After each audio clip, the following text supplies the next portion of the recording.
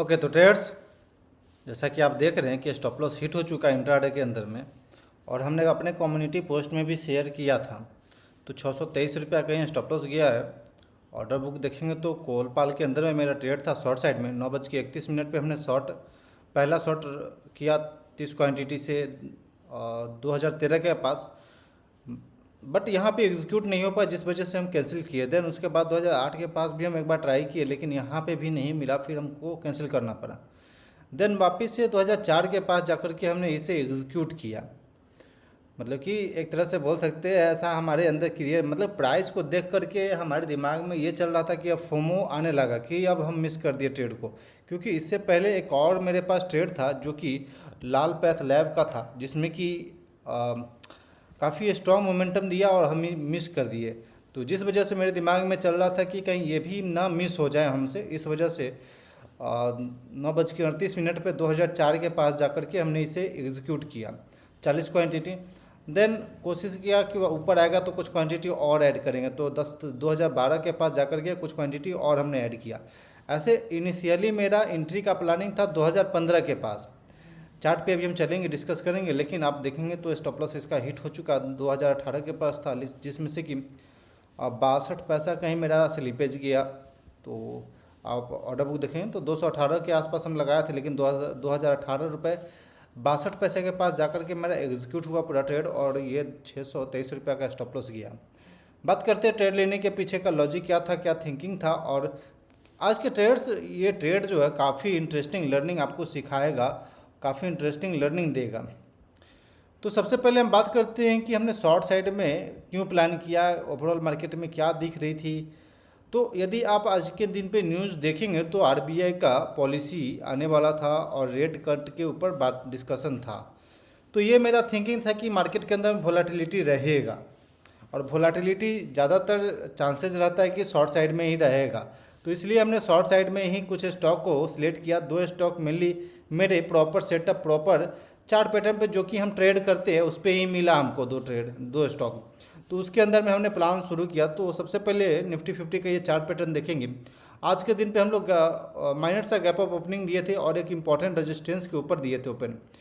लेकिन इसके जस्ट बाद अगर हम अपसाइड की ओर आए हैं तो इसके बाद जस्ट बाद बाइंग आना चाहिए था, बट एक इम्पॉर्टेंट इवेंट भी था, डे था न्यूज़ का।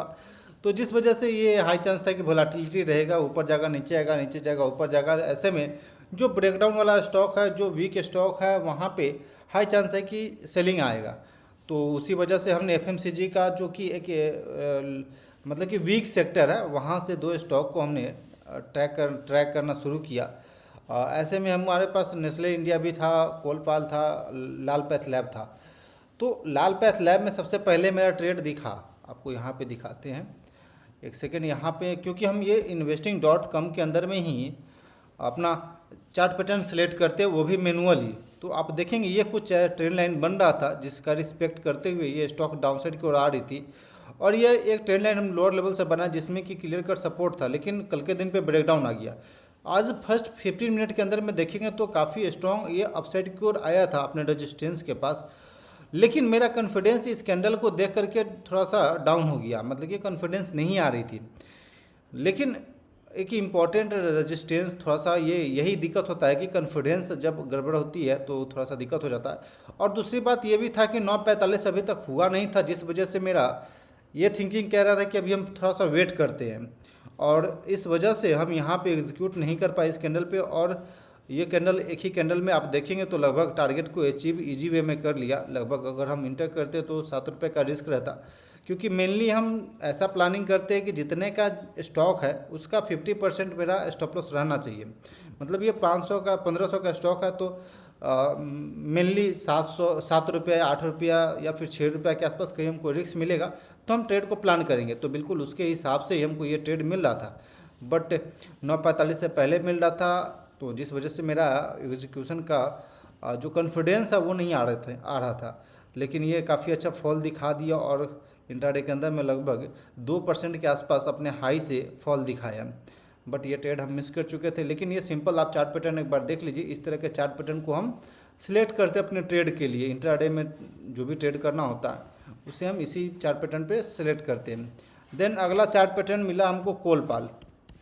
ये सब चार्ट पैटर्न हम ऑलरेडी सिलेक्ट करके रखे हुए थे, जो कि बैक टेस्टिंग के दौरान हमको ये स्टॉक कुछ दिख जाता। तो ये कोलपाल का चार्ट पैटर्न दिख रहा है कि अपने रेजिस्टेंस को रिस्पेक्ट करते हुए और जब भी अपने रेजिस्टेंस के पास जा रही काफ़ी शार्प फॉलिंग आ रही है। यहाँ भी देख सकते हैं, यहाँ भी देख सकते हैं। तो अब यहाँ पे वापस से मेरा थिंकिंग था कि इस तरह का सपोर्ट रिस्पेक्ट कर रहा है, बट आप देखेंगे यहाँ पे ब्रेकडाउन आ गया प्रीवियस डे पे। ब्रेकडाउन के बाद आज मॉर्निंग में हम लोग अपसाइड की ओर बाउंस लिए और ये क्लियर कट ऐसा साइन था कि हम लोग यहाँ पे सेलर हो सकता है कि सेलर, क्योंकि प्राइस यहाँ पे सस्टेन करने का कोशिश किया था, but end of the day कोई सेलर था जो इसको सेल करके गया था। लेकिन आज के दिन पे हम लोग प्रीवियस क्लोजिंग प्राइस के ऊपर ही खुले थे और मेरा ट्रेड के एंट्री का टाइमिंग देखेंगे तो हम लगभग 9:31 से प्लान करना शुरू कर चुके थे ट्रेड को और 9:38 पे पहला मेरा ट्रेड एग्जीक्यूट हुआ। 9:38 यानी कि इस कैंडल के आसपास में जब ये कैंडल यहाँ से रिवर्सल दिखा दिया, सबसे पहले यहाँ पे 2015 के पास इस कैंडल पे 2015 के पास मेरा एग्जीक्यूट करने का प्लानिंग हो रहा था, बट 9:45 नहीं हुआ, जिस वजह से ये प्रॉब्लम थी कि हम नहीं कर सकते। देन यहाँ पे हम 2012 के पास एक बार प्लान किए, लेकिन ट्रेड हमको मिला नहीं और ये बैक टू बैक फॉल किया, अच्छा फॉल कर गया, 2001 तक का लो लगाया हम लोग, बट हमको मिला नहीं ये ट्रेड। देन वापस से ट्रेड्स जब ये क्लोजिंग दिया और उसके बाद से जब नीचे आ रहे थे तो 2004 के पास हम जा कर के डे लो के पास एंट्री का प्लानिंग बनाए, बट यहाँ पे आप देखेंगे अगले ही कैंडल में काफ़ी स्ट्रॉन्ग बाइंग जनरेट हुआ और यहाँ पे जो भी फोमो के अंदर में पोजीशन बिल्ड किए ये थिंकिंग से कि अब यहाँ से प्राइस मिस कर चुके हैं, प्राइस अब फॉल कर चुका है। आप सिंपल यहाँ पे देखेंगे ट्रेडर्स, तो हमने इस कैंडल पे अपना पोजीशन बिल्ड कर लिया। 2004 के पास मेरा एग्जीक्यूट हो गया यहाँ पे ट्रेड।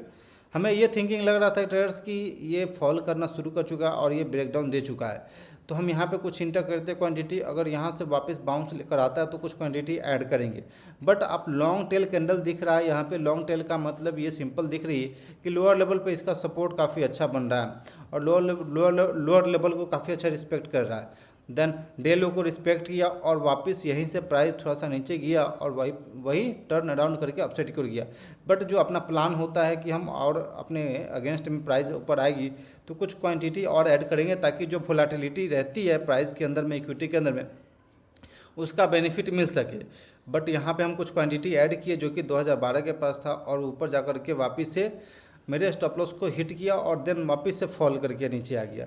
तो यहाँ तक तो ये क्लियर दिख रहा था कि लोअर लेवल पे फोमो को ट्रैप किया गया, यानी जिनके अंदर में भी प्राइस को देख करके, कैंडल को देख करके फोमो क्रिएट होता है, उनको यहाँ पे ट्रैप किया गया। देन यहाँ पे फियर को ट्रैप किया गया। जब प्राइस हमारे अगेंस्ट जाती है तो बहुत सारे लोग फियर के अंदर में आ जाते हैं और ये सोचते हैं कि यहाँ पे अब ये प्राइस उलट पलट चुका है और ये अपसाइड को निकलेगा और यहाँ पे हम एग्जिट करते हैं। तो यहाँ पे फियर को भी ट्रैप किया गया, नीचे फोमो को भी ट्रैप किया गया और उसके बाद से आप देखेंगे बैक टू बैक फॉलिंग आई, लेकिन वापस से ऊपर साइड निकल गए हम लोग और वापस अभी 2018 के पास कहीं ट्रेड कर रहे हैं। लेकिन अगर हम जो प्लानिंग मॉर्निंग में बना रखे थे कि 2015 के पास हम इंटर करेंगे इस ट्रेड में और कम से कम 2024 के पास हम स्टॉप लॉस का प्लान करेंगे। 2024 क्यों? क्योंकि ये एक इम्पॉर्टेंट जो लेवल है, जो एक इम्पॉर्टेंट रेजिस्टेंस था जहाँ से कल के दिन पे सेलिंग आई थी, उसके ऊपर जा कर के मेरा एक सेफ जोन में प्लानिंग था। बट प्राइस जो यहाँ से एक स्ट्रॉन्ग यहाँ पे हम प्लान किए थे, लेकिन यहाँ पे हमको मिला नहीं और उसके बाद से ये बैक टू बैक फॉल कर गया। तो फिर मेरे अंदर फोमो क्रिएट होने लगा कि यहाँ पे कि अब ये प्राइस फॉल कर चुका है, क्योंकि इस वक्त तक आप इसका चार्ट पैटर्न देखेंगे डॉक्टर लाल पैथ का, क्योंकि हम इसे भी ट्रैक कर रहे थे बट यहाँ पे भी हम ट्रेड में इंटर नहीं कर पाए थे। आप लाल पैथ का लाल पैथ लैब का चार्ट पैटर्न देखिए 9:27 और 9:27 के बाद 9:30 के अंदर में देखेंगे तो ये 1% का कैंडल बना डाउन साइड की ओर। देन एक पॉज कैंडल बना, वापस से लगभग 1% का ये कैंडल बना और वापस से एक अच्छा फॉलिंग आई। देन प्राइस वापस से बैक आया इस पर, लेकिन वापस से सेलर एक्टिव हो गया। तो ये मेरे दिमाग में चल रहा था कि वापस अगर हम ये ट्रेड तो मिस कर चुके, लेकिन यहाँ पे अगर हम मिस करते हैं तो अच्छा बात नहीं है। बस इसी वजह से हमने इसमें थोड़ा सा अपने जो रिस्क रिवार्ड होता है उसके अगेंस्ट में जा कर के हमने यहाँ पे एंट्री प्लान किया, जो कि यहाँ पे दिख रहा है। ट्रेड्स 40 क्वांटिटी ही इनिशियली हम इंटर किए थे, क्योंकि जो रिस्क रिवार्ड है मेरा 0.5% 40 क्वांटिटी अगर हम इंटर करते हैं तो 12×4=48 यानी कि 480 रुपया 500 रुपया के आसपास कहीं रहेगा। लेकिन वापस ऊपर आया तो एक बार के लिए और हम क्वांटिटी ऐड करना की कोशिश किए, लेकिन आप देखेंगे तो इसी कैंडल पे मेरा पहले स्टॉप लॉस हिट हुआ, देन उसके बाद से वापस ये कॉस्ट टू कॉस्ट आया, लेकिन वापस से ऊपर चला गया। तो एक रेंज के अंदर में ये ट्रेड कर रहा है, बट मेरा स्टॉप लॉस हिट हो चुका है। और ठीक है, जरूरी नहीं कि जो हम सोचे बिल्कुल उसी प्रकार हो, बट जो अपना सेटअप है, जो अपना स्ट्रेटजी है, और ख़ास तौर पे अपना जो डिसिप्लिन है कि only 1 trade in a day, उस चीज़ को हम फॉलो कर रहे हैं। और यहाँ से 623 रुपया कहीं आसपास स्टॉप लॉस किया है। और चार्जेस का बात करें तो कहीं 90 रुपया कहीं चार्जेस कटेगा। तो कुछ इस प्रकार से हम ट्रेड को करते हैं और मैनेज करते हैं। जो भी स्टॉप लॉस रहता है उसे एक्सेप्ट करते हैं, जो भी मार्केट का मूड रहता है उसके हिसाब से हम ट्रेड करते हैं। तो ट्रेड्स चलिए आज के दिन पे भी स्टॉप लॉस हिट हो गया, बट ठीक है, चलिए जो भी रिस्क रिवार्ड है उसे हमने मैनेज किया। कई बार हम फोमो के अंदर में आकर के गलती करते हैं, कई बार फियर के अंदर में आकर के मिस्टेक हो जाती है। तो ये थोड़ा सा कुछ चीज़ें सही होने में टाइम लगता है, क्योंकि ये साइकोलॉजिकल प्रॉब्लम है, साइकोलॉजी से बिल्ड रहती है, और साइकोलॉजी से ही जाकर के ये सब चीज़ें सही होती है। फोमो, फियर, ग्रीड, ये सब चीज़ें धीरे धीरे जाकर सही होती है। तो इस पर हम कोशिश करते हैं और सही हो जाएगी। तब उसके बाद इतना तो पता है कि हमें क्या ट्रेड करना है, कब ट्रेड करना है, कैसे ट्रेड करना है, क्यों ट्रेड करना है, लेकिन कुछ चीज़ों पर ज़्यादा काम करने की ज़रूरत है। तो धीरे धीरे चलिए वो चीज़ भी सही हो जाएगा। शुरुआती में तो ये भी नहीं पता था कि क्या ट्रेड करना है, कैसे ट्रेड करना है, लेकिन धीरे धीरे मार्केट में ये चीज़ पता लगने लगा कि क्यों ट्रेड करना है, कब ट्रेड करना है, और कैसे ट्रेड करना है, क्या ट्रेड करना है। बट अब ये रहा कि अपने माइंडसेट को कंट्रोल करना, अपने साइकोलॉजी को कंट्रोल करना। तो ये सब चीज़ धीरे धीरे सीखेंगे। चलिए बहुत कुछ सीखना है। तो ट्रेड्स, ये लर्निंग वाली वीडियो कैसा लगा? जो भी हम इंट्राडे के अंदर में ट्रेड करते हैं, क्या लॉजिक रहती है, क्या थिंकिंग रहता है, कैसे हम ट्रेड को सिलेक्ट करते हैं, हर एक चीज़ डिटेल में शेयर करते हैं, ताकि कोई भी बिगिनर इस वीडियो को देखे उन्हें प्रॉपर लर्निंग मिले। और ख़ास तौर पे जो भी ट्रेडर्स हमारे कमेंट बॉक्स में लिख रहे थे सर ट्रेड आप लाइव नहीं कर रहे हैं, तो लाइव थोड़ा सा ये दिक्कत होती है कि आप प्रॉपरली थिंकिंग नहीं कर सकते, एक शार्प माइंडसेट के साथ आप सोच नहीं सकते, क्योंकि लाइव जब हम आते हैं तो माइंड के अंदर में थोड़ा सा डिस्टर्बेंस चलते रहता है, डिस्ट्रैक्शन चलते रहती है कि कितने लोग देख रहे हैं, क्या कर रहे हैं। और एक कई बार ये भी रहती है कि हम कोशिश करते हैं कि एक सही ट्रेड जाए, और जब हम ये थिंकिंग करते हैं कि एक परफेक्ट ट्रेड डालें तो उसी वक्त सबसे बड़ा गलती होती है। तो ये सब बहुत सारे कारण हैं जिस वजह से हम फिलहाल लाइव इंट्राडे में ट्रेड नहीं कर रहे हैं। लेकिन सबसे पहले अपने ट्रेड को सही करते, अपने तरीका को सही करते, अपने साइकोलॉजी को सही करते हैं, फिर जाकर के लाइव हम कर सकते हैं, उसमें कोई दिक्कत नहीं। लेकिन सबसे इम्पोर्टेंट यहाँ पे है हमारे लिए, तो इस वजह से हम अभी लाइव नहीं कर रहे फिलहाल। तो ट्रेड्स, आई होप कि अच्छा लगा हो वीडियो, कैसा लगा कमेंट सेक्शन में बताइएगा।